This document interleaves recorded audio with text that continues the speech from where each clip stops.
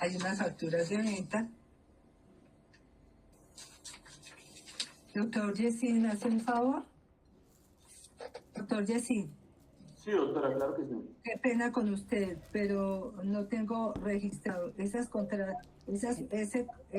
contrato de compraventa y las facturas de venta se relacionan con los hechos por los que se le entrega la autoría y responsabilidad a su prohijada. Claro que sí, señoría.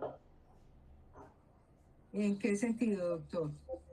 Sí, como lo expresé en la audiencia preparatoria, tiene que ver con la teoría del caso que maneja la defensa, en el sentido de que respecto de la conducta que se le atribuye a mi prohijada de extorsión, en específico referente a Sandra Padua, que estos contratos y estas facturas no prestaban mérito ejecutivo y por tanto así hubiesen sido objeto de entrega, con ella no se podía hacer nada.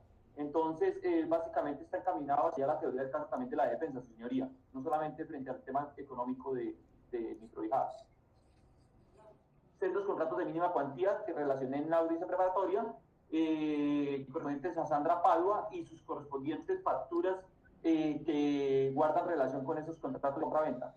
Y que guarda relación con el comportamiento de extorsión que se le atribuye a ella, ¿correcto? Es correcto, señoría. Correcto, entonces le agradezco, doctor Yesid, porque pues por el transcurso del tiempo y al no haber tomado nota de pronto de esa motivación, entonces se me dificulta aún más hablar sobre la procedencia específicamente de este. Igualmente se ordena la introducción del pantallazo respuesta de la Registraduría de Venecia respecto de que Janet no sufragó en Venecia, ello para efectos de soportar la fiscalía, la defensa que la señora para la fecha en que se dice ocurrieron los hechos no recibía allí soporte bancario de Mundo Mujer de fecha 18 de junio de 2021 y soporte del mismo banco, Mundo Mujer, Fundación Mundo Mujer, presentada el 18 de junio de 2021.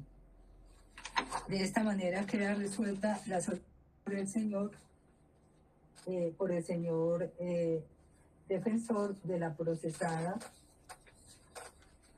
señora Janet Beltrán. Ahora bien, doctora, sí, doctora. Qué pena interrumpirla, pero solamente para no perder la idea, es que no escuché en este preciso instante, ya solamente que me diga si o no se decretó el testimonio del señor Alfonso, primo de la señora Janet. Solamente. Sí, doctora, sí. De todas ellas, las únicas que no se decretaron del doctor fueron las pruebas que en directo solicitó. Una de la fiscalía en directo solicitó el señor defensor. Muchas gracias, señora. Ahora de la petición de la solicitud probatoria impetrada por el doctor Daniel Giovanni Neira Ríos. Jorge Enrique Pulido Castilanco, oficial de inteligencia del batallón de infantería número 39 de Sumapaz. Pues bien, respecto de esta específica petición, me es imperativo tener en cuenta lo siguiente. Conforme quedó dicho, la prueba ilegal es aquella que se produce, se obtiene, se produce y se aduce al juicio oral sin el cumplimiento de las exigencias legales. La prueba ilícita es aquella que que afecta en su producción, y en su obtención, afecta derechos y garantías fundamentales. Esta situación es diferente a que los informes de la inteligencia no tengan valor probatorio, porque si no tienen valor probatorio, pues no se puede predicar de ellos su ilicitud y su ilegalidad. Pero además de ello, La ilicitud en vulneración de derechos y garantías fundamentales no se ha argumentado aquí que el informe de inteligencia haya sido obtenido violando derechos y garantías fundamentales de los sujetos procesales o de los procesados. Tampoco podría indicarse esa situación porque al parecer el oficial solamente dio cuenta de que por un informe o por labores de inteligencia se había obtenido cierta información que dio a conocer a las autoridades de policía judicial para efecto de las investigaciones correspondientes. Y de otra parte, tampoco se puede predicar la ilegalidad porque no se ha dicho que ese informe fuera obtenido por fuera del marco jurídico y legal. De hecho, las autoridades de policía judicial y las Fuerzas Armadas tienen dentro de su organización lo que se denomina agentes de inteligencia, que se vinculan o se infiltran en las comunidades o en algunas organizaciones con el fin de tener información.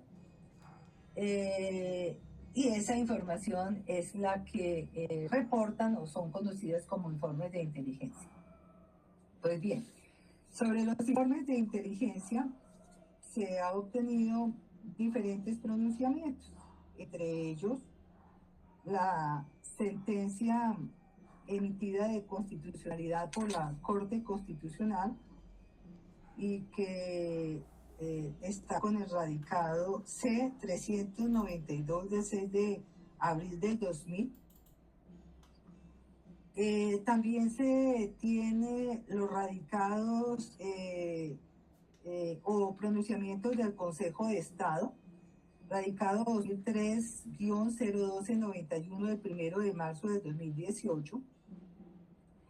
El radicado o la sentencia o decisión de segunda instancia emitida por la Corte Suprema de Justicia en su sala de casación penal, radicado 39.419 del 2015, SP 12.772 del 2015, en las que algunos consideran que estos informes de inteligencia no tienen valor probatorio, que pueden ser ser interpretados como criterios de orientación para efectos de dirigir la investigación, una investigación criminal.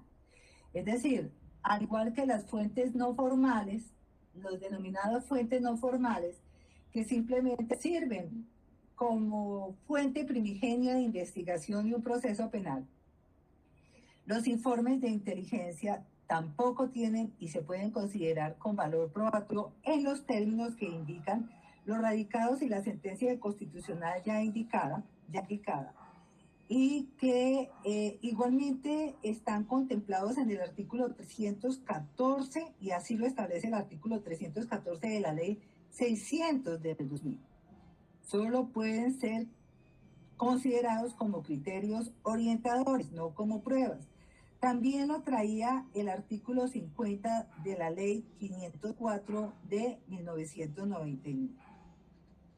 Ahora bien, surgió un cambio jurisprudencial, pero tampoco tan profundo, con la decisión que en segunda instancia tomó la Sala de Casación Penal de la Corte Suprema de Justicia con ponencia del doctor Eugenio Fernández Cartier, de radicación 44.557 del 2015, en la que frente a un caso de justicia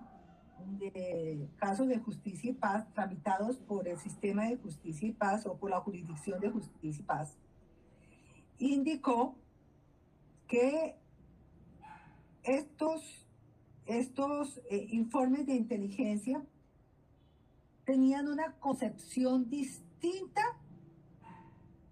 en la ley 600 del 2000 y en la ley 906 del 2004. Por supuesto, la ley 50 del 2004, ya de 1999, el artículo 50 de la ley 599 ya fue superada por la ley 600 del 2000. En la ley 600 del 2000 también se tenía en su artículo 314 como criterio orientador, pero dice la jurisprudencia finalmente indicada que esta sufrió una moderación, un cambio, ya lo indicaré, no tan profundo, con el advenimiento de la ley 906 del 2004, que se aplica también a justicia y paz, en lo que no difiera de la ley 975 del 2005 y lo que no difiera de la ley 1592 del 2012, que traen el tema en el artículo 17b y 16 de la última de las leyes tratadas, es decir, el artículo 17b de la ley 975 del 2005 y la ley 16 el artículo 16 de la ley 1592 del 2012. Pues bien, en estos casos se indica, y para la ley 906 del 2004 se dice que estos sí tendrían un valor probatorio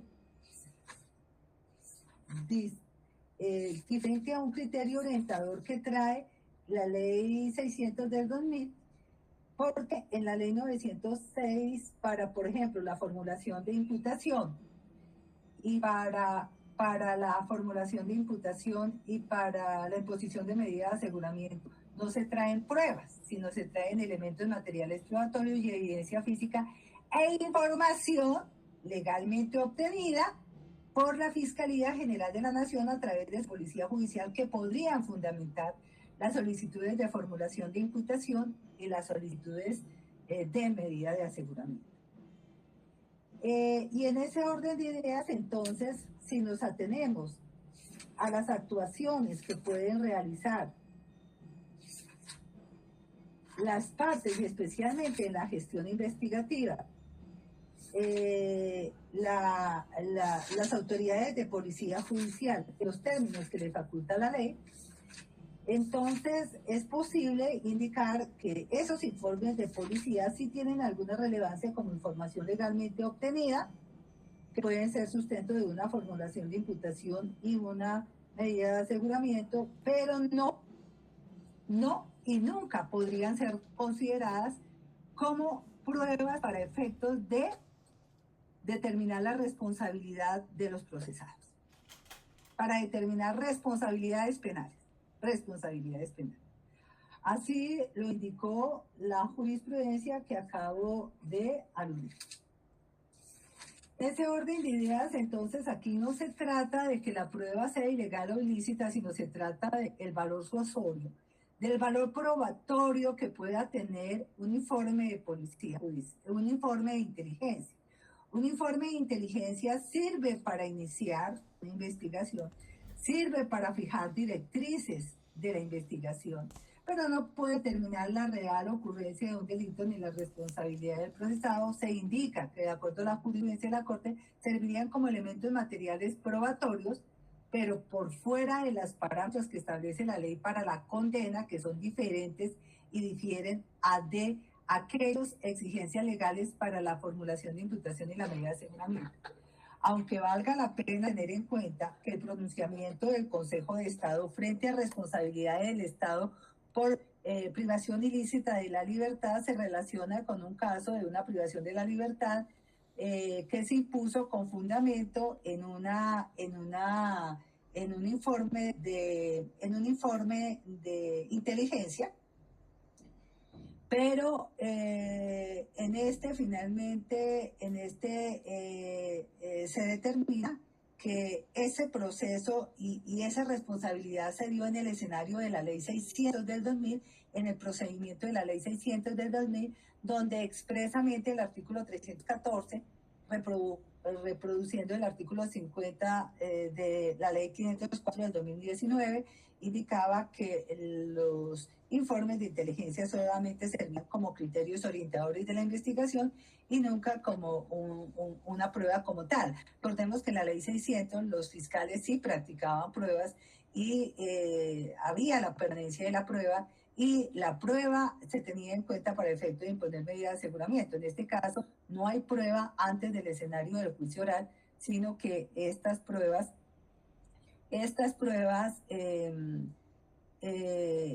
las pruebas se practican en el escenario del juicio oral, y antes del juicio oral lo que hay es elementos materiales probatorios y evidencia física, y el grado exigido para la imposición de una medida de aseguramiento o para una formulación de imputación no es el mismo que, por ejemplo, se exige para efectos del juicio oral, donde ya se debe considerar como prueba y darle un valor determinado. Luego, ha de indicarse que entonces este informe de inteligencia no se puede considerar como prueba como tal, y menos para determinar la responsabilidad. Por tanto, se indica que este no es objeto de introducción, no por ilegal o por ilícita, no es una exclusión probatoria, como lo solicitan los defensores, sino que respecto al mismo, pues no tiene utilidad probatoria alguna, porque solamente sirven como criterios orientadores de la investigación. Por lo tanto, no se puede introducir como si fuera un elemento material probatorio, como si fuera una prueba como tal, pero nada obsta para que el investigador en su testimonio dé cuenta por qué razón se inicia la investigación, quién dio un informe sobre eventual existencia de una organización y de actividades delictivas que se estaban cometiendo allí, de dónde provino esa información. Lo que sí extraña a este juzgado es por qué no se llamó al señor capitán Jorge Enrique Pulido Castiblanco, quien era el que a través de su testimonio podría dar fe de cómo se gestó esa información, cómo él la recibió y la cual da cuenta en un informe de inteligencia de dónde provino esa información, si fue directa por parte de él y qué fue lo que presenció, observó, vio, etcétera. Pero no se pidió el testimonio del señor capitán quien rindió el informe, sino del investigador a quien se le entregó el informe. El señor investigador dará cuenta de cómo recibió el informe, quién se lo dio y en términos genéricos, solamente genéricos, no específicos ni circunstanciales, que se le informaba en el mismo sin hacer especificaciones respecto del mismo. Ahora bien, en cuanto a las actas de inspección a lugares, que también se pide sea introducida con este investigador, pues el investigador como tal dará cuenta de todas sus gestiones investigativas y sus resultados. Eso no cabe duda que él como investigador tiene no solamente la obligación, no solamente puede, sino que tiene la obligación de declarar en el juicio oral respecto a sus gestiones investigativas y sus resultados. En cuanto a la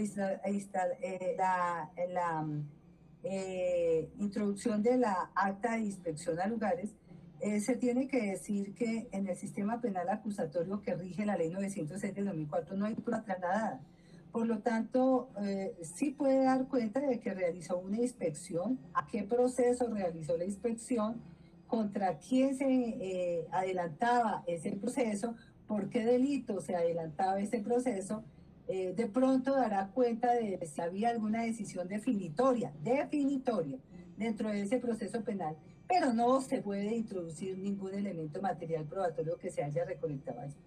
Tampoco se hace necesaria la introducción del acta de inspección a lugares, porque de ella dará cuenta el investigador a través de su testimonio y como tal se tendrá en cuenta, con las valoraciones que las actividades del investigador ameriten para este juzgado. En cuanto al testimonio del subintendente Edinson Farid Pulido Valenzuela, que realizó actividades investigativas, sí señor. Excúseme, antes de pasar al siguiente testigo, es que, pues digamos, esta última parte del investigador no me quedó del todo claro. Él se admite su testimonio y se admite que se pronuncie sobre el informe de inteligencia, pero no lo incorpore. ¿Esa es la decisión? A ver, doctor, el investigador dará cuenta de todas sus gestiones investigativas, de la información que recibió, de cómo la recibió, de quién la recibió. Podrá dar cuenta si recibió una información del capitán Enrique Pulido Castiblanco, sí, pero sin especificaciones especiales del contenido de ese informe. Doctor, póngame la atención, doctor, porque es que para repetir, esta audiencia ha sido esta audiencia preparatoria ha sido muy larga por la cantidad de objeciones y situaciones que se han presentado. Entonces, perdóneme la vida, su señoría, no tengo la culpa que no le haya entendido. Qué pena preguntar, qué pena por preguntar. Yo fui clara, doctor, que el informe... Pero yo no le entendí y tengo derecho a preguntarle que me hiciera la aclaración. Qué pena, perdóneme la vida por preguntar, por ejercer mi derecho a la defensa. Perdóneme. Doctor, por favor, le pido que utilice un lenguaje de respeto y un tono que amerite la dignidad que represento en este momento como juez, no como persona, como juez. Doctor, lo que le pido yo a usted para mí, su señoría, porque es que yo tengo derecho a preguntar aquello que no entendí. Le pedí una claridad y casi me pega. Primero, eso no es cierto y de ello da cuenta el proceso. Solamente le estoy pidiendo a las partes que estén atentas de la diligencia, puesto que resulta, primero, inconveniente que se me interpele cuando estoy tomando una decisión. Eso no puede ser. Primero, que se me interpele cuando estoy tomando una decisión, porque no estamos en un diálogo informal, sino en la toma de una decisión. Y segundo, les solicito que tomen atenta nota que eso no es contestarle mal, eso es contestarle de acuerdo a lo que como directora requiero, que las partes estén atentas para no tener que repetir y reiterar lo que ya estoy adoptando, la decisión que estoy adoptando. No le contesté de manera inadecuada, como de ello da cuenta los registros de audio. Y le solicito que, por favor, como quiera que estoy tomando la decisión, no haya ninguna interpelación. Y si van a intervenir, pidan el uso de la palabra y yo se la daré, pero cuando termine la decisión, si hay alguna situación específica. Y reitero que fui muy clara al decir que el testimonio de José Manuel Galindo Hurtado se decreta como investigador, policía judicial, quien dará cuenta de su gestión investigativa, dará cuenta si hubo recolección de elementos y materiales probatorios y evidencia física, cuáles son, dará cuenta de los informes que haya recibido. No se introduce el informe de inteligencia porque no es un elemento material probatorio, no es prueba, son criterios orientadores que permitieron el inicio de una investigación o tenerlo como criterio orientador para la investigación, pero sí dará cuenta quién lo recibió, de quién lo recibió y en forma genérica de lo que allí se indicaba sin especificación alguna sobre circunstancias de tiempo, modo y lugar que allí se hayan revelado, porque para ello requería que la señora fiscal hubiera traído al testigo y no lo trajo, es decir, a quien rindió el informe, que era el capitán Jorge Enrique Pulido Castillán. Desde el curso 90 de los oficiales, donde aprendió con casos reales, y su gran escuela, la policía, cómo ejercer hoy la abogacía.